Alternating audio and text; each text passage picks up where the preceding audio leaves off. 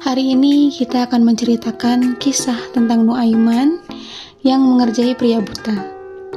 Suatu hari, Nuaiman sedang duduk di depan masjid Rasulullah SAW. Merasa bosan karena tak ada yang bisa diajak berbicara, Nuaiman melemparkan beberapa batu ke sembarang tempat, sambil menatap orang yang lewat ke sana dan kemari. Para sahabat sedang melaksanakan sholat zuhur berjamaah di masjid, dan Nuaiman tidak tertarik untuk ikut. Ia merasa jenuh dan berpikir untuk mencari cara menghibur dirinya sendiri. Pada saat itu, Rasulullah SAW sedang keluar untuk urusan tertentu dan tidak berada di masjid bersama para sahabat.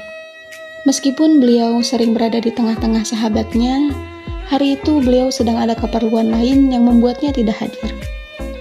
Tiba-tiba pandangan Nuaiman tertuju pada seorang pria buta yang tampak kebingungan.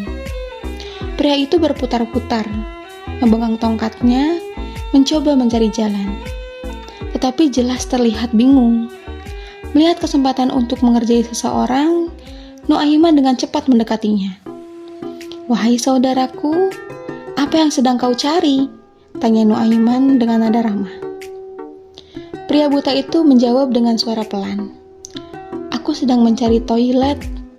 Biasanya anakku yang menuntunku, tapi hari ini dia pergi ke pasar dan aku tidak tahu di mana letak toiletnya."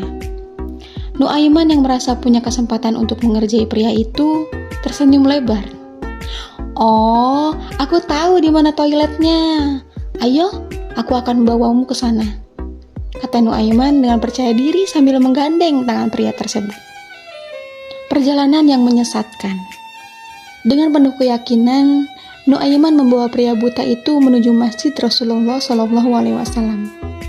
Mereka melewati pintu masjid dan menyusuri ruangannya hingga akhirnya sampai dekat mihrab. "Ini toiletnya, silakan digunakan tempat ini. Tidak ada orang di sini," kata Nuaiman sambil menunjuk ke arah salah satu sudut masjid.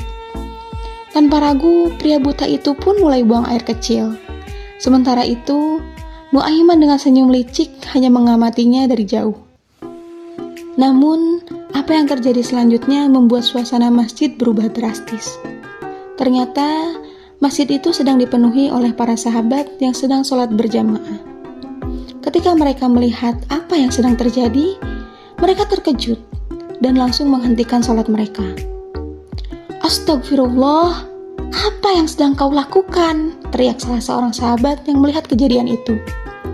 Pria buta itu kebingungan dengan suara gugup berkata, Aku tidak tahu, aku diberitahu bahwa ini adalah toilet."